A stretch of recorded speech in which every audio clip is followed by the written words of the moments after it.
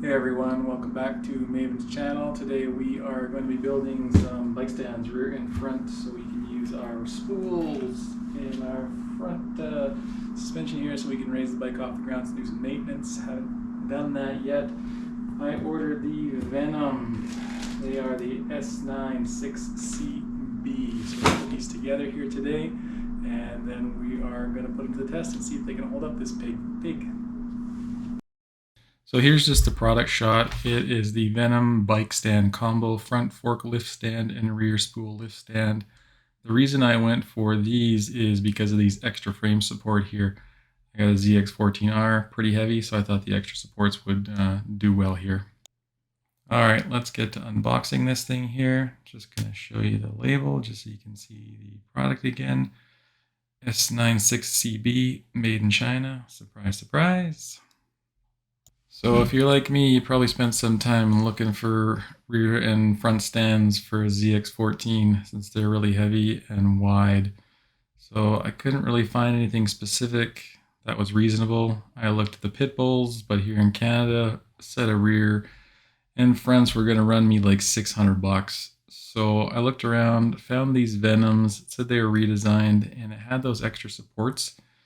So I thought I'd give these a shot here. So I figured I'd give you guys a full unboxing going through how to put these things together in case you're curious what it looks like.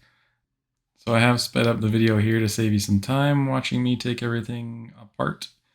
I will slow it down a few times where I think maybe it matters here, but for the most part, sped it up here just so you can watch it here. Just taking the parts out, put it on the ground here, just put a blanket underneath here so I try not to scratch as much as possible here. Haven't really looked at the instructions yet here, but just get everything apart here before I start putting it together. So here I'm just taking out the stand part for the front forks. It is different. We got the rear spool pieces and then those were the front forks here. So there was 4 of these. They looked all the same in terms of the mounting bracket. Same with these with the wheels on. It looked all the same to me. I couldn't see any difference in terms of one versus the other, why they were different. They're all the same size. The wheels were the same size. Anyways, here, if you want to take a look at the instructions, that's what they look like. Typical instructions, not really helpful. But it's what you get with these type of products generally here. So I'm just trying to decipher here what this is all telling me, and honestly it's not telling me much here, but I'm looking at these pieces. They do have these R stickers on the back, so I'm assuming it's for the R. Again, they look exactly the same as the front, so I don't know. But then when I'm looking at the pieces that plug into those with the wheels on here, there's definitely a size difference in terms of the rear one is wider and the front one is much thinner. You can see that here. Just the outside one's bigger, inside one's for the smaller. So can't really mess that up here. Putting these in. So here, just taking the pieces out again. Those are for the actual spools, the rear spools part. And these bolts here, 13 millimeter or ½ inch for you Imperial people, they were both the same for the front and rear. It was interesting, actually, one of the set I had was a 14 millimeter. I don't know what that was all about. There was 4 sets of bolts. They're all the same except for one was 14. Anyways, so there was 2 bolts on each side. I give it a little, I guess to give it a little extra oomph there. I saw in the redesign notes that it said they went from 1 to 2 to make it more sturdy. So I'm sure that definitely helps a bit. But I did notice putting these bolts in here, and I happened to give it a little bit of tap there just to get things through there. A couple of them weren't. So anyways, we're just going to keep putting things together here. If you guys have any interest in any certain kind of ZX14 questions or something like that, feel free to put that in the chat in terms of riding a ZX14, do's and don'ts and stuff like that. This is the second ZX14 I actually have had. I previously had an 08 ZX14 as well. Really enjoyed that bike. Got rid of it for a number of reasons, and then this year picked up this guy, 2019. It's been great. It is definitely an excellent bike if you want to have a passenger on there and still be sporty. I have had a few different bikes in my past. The one I had was a GSXR 750. Really enjoyed that. But anyway, back to putting things together here. Again, just tightening things down here. Just making sure it's tight. Don't want anything to come apart. These bikes are real heavy there, so we don't want anything bending when we're putting things together. But just tighten that up here. Next part we're gonna put on is there again. These are for the spools here. There was these four. They slide down into the legs here, which is where the spool actually go there. So those four of these here, they're all the same. Didn't see any difference again, so it doesn't matter here. But they allow you to slide down and up here. And if you notice here, I've got one. The small piece got 6, and the larger frame has got 2 holes. So you can actually slide and choose how high you want it to go. I went with the absolute lowest. I don't want the bike getting any higher off the ground than it needs to and take more effort and such like that. So I did go with the lowest settings for both the front and the rear. And you'll see once the bike gets up in the air here that worked out fine for me there. So I didn't need to adjust it in terms of going any higher. So we're just going to tighten these guys up here again with those bolts. Again, 2 of them there. The spool actual mount slides into those. So those knobs kind of have, or the pieces have these knobs that actually tighten the spools to allow you to adjust the width. So they do make them universal here. With the ZX14, I did have to put them in a bit, but not very much here. So there definitely wasn't a lot of play, but there was enough to get it done for the 14. So that was good, both front and back. So that made me happy here. And we'll test fit it once we get it all done here in a minute or two here. But again, so I'm just going to take these spool pieces. You just slide them in there. Again, there's that knob. The knob tightens things up. Once you get it to where you need it to be, obviously, once you set it for your bike, you don't need it. So here we go. There is the full set. Before I went any further, I just wanted to kind of test fit it here just to make sure that the width was going to work. Not going to lift it up here quite yet, but I just want to make sure. Thumbs up. Yeah, she looks good. So we'll head on to the front.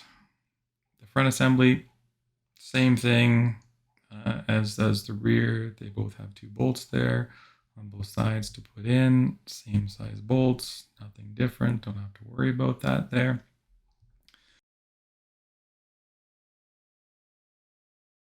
Anyways, while I keep putting the front pieces together here, I'll figure to answer a question that I get a lot of time is the ZX14 a bike for beginners? It's not. Don't even consider it for a beginner bike. I'm a little bigger myself, 6'2", so the bike is fine for me in terms of size-wise, but I did come from a number of bikes, Katana, GSXR, ridden off-road dirt bikes and stuff like that. If I would have started off on the 14, I don't think I would be here today. They have an insane amount of power. Don't get me wrong, they definitely are rideable in and around town, and I don't feel like if I hit the gas, I'm going to flip the thing over or anything like that, but it is definitely an intoxicating amount of power, and I can see why people love riding them, myself included, for a number of years here. So if you're considering these as your first bike, I think you'd be nuts. But anyways, just my 2 cents on that. So just keep putting things together here. Eventually we'll get it all together, and we'll test fit it again with the front just to make sure the width and everything works. And then we're actually going to go and I'll show you kind of lifting it up. So again, here you can see here, as I mentioned, that the front, same thing with that height adjustability. Again, I went with the lowest setting. Wasn't too sure if that would work out or not, but I just figured, again, I did not want to lift the bike up any higher than I needed to. The bike is very, very heavy. And if you've never lifted these type of bikes and/or with these stands before, you might feel a bit uneasy. You're lifting a lot of weight, and if the thing fell over, yeah, I'm pretty sure I'd start crying. Anyways, so we will keep going here. Another question I thought maybe I would answer along the way is there good riding around Calgary? I think there actually is. Going out to Milk River, Sheep River.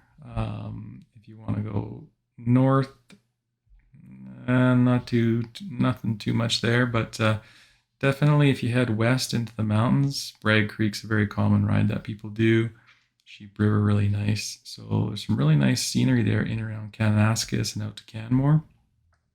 Some nice twisties and scenery along the way, straight stretches, etc. So yeah, I've been quite happy and surprised, really, in terms of the decent amount of roads just in and around Calgary.